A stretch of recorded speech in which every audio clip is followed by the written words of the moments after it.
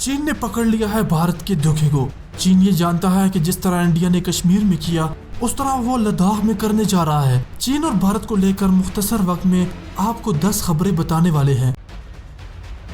چین کی بھارت سے commander level کی ملاقات چل رہی تھی، لیکن اسی بیچ بھارت کو ایک بڑا جھٹکا لگا۔ سیٹلائٹ تصویروں نے یہ دکھایا کہ چین نے لداخ کے اندر وہ علاقہ جس کو بھارت اپنا بتاتا تھا اس میں ایک ایئر بیس بنا رکھی ہے۔ اس نئی ایئر بیس پر چین نے کافی ساز و سامان اور کافی ہتھیار بھی بھیج دیے ہیں۔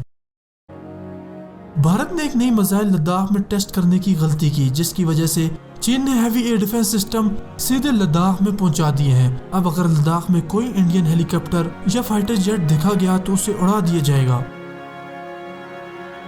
بھارت کے لیے بری خبر کہ پاکستان سکردو ایئر بیس پر چائنا کے جدید طیارے J-20 پہنچا دیے گئے ہیں۔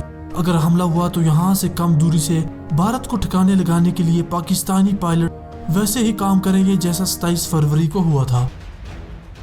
چین پاکستان میں ہوئی ہے بڑی ڈرون ڈیل۔ یہ ڈرون بھارت کے چپے چپے پر بم برسا سکتے ہیں۔ یہ ان ڈرون سے بھی زیادہ طاقتور ہیں جو آذربائیجان نے آرمینیا کی آرمی کو گھٹنے پر لانے کے لیے استعمال کیا۔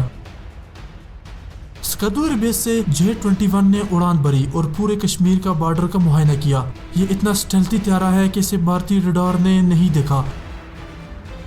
پاکستان آزاد کشمیر سے اور چائنا لداخ سے بھارت سے اپنا کشمیر واپس لے سکتے ہیں۔ لداخ میں چائنا نے 50,000 فوجیوں کی مزید تعیناتی میں اضافہ کیا۔ ان کے ساتھ زمین سے ہوا میں مار کرنے والے rocket launcher, automatic machine gun اور ٹینک اور مزید ہتھیار بھی لگائے گئے ہیں۔ پاکستانی سپہ سالار جناب جنرل باجوہ کے آزاد کشمیر دورے سے انڈیا کافی پریشان ہو گیا ہے۔ انڈیا نے کہا کہ جنرل صاحب اس لیے آزاد کشمیر گئے تاکہ بھارت پر حملوں کے لیے پاکستانی تیاریوں کا جائزہ لے سکیں۔ ہندوستان ایروناٹکس کے ایک انجینئر کو گرفتار کیا گیا ہے۔ کہا جا رہا ہے کہ یہ پاکستان کے لیے جاسوسی کرنے اور بھارتی ایئر فورس اور بھارتی تمام جہازوں کی معلومات پاکستان کو پہنچانے میں کام کرتا تھا۔ دوستو ویڈیو کیسی لگی؟ ویڈیو کو لائک کرنے کے ساتھ ساتھ اپنی رائے ضرور دیجیے۔ ساتھ میں چینل کو سبسکرائب کر کے گھنٹی پر لازمی کلک کیجیے۔ ہمیں اجازت دیں، اللہ حافظ۔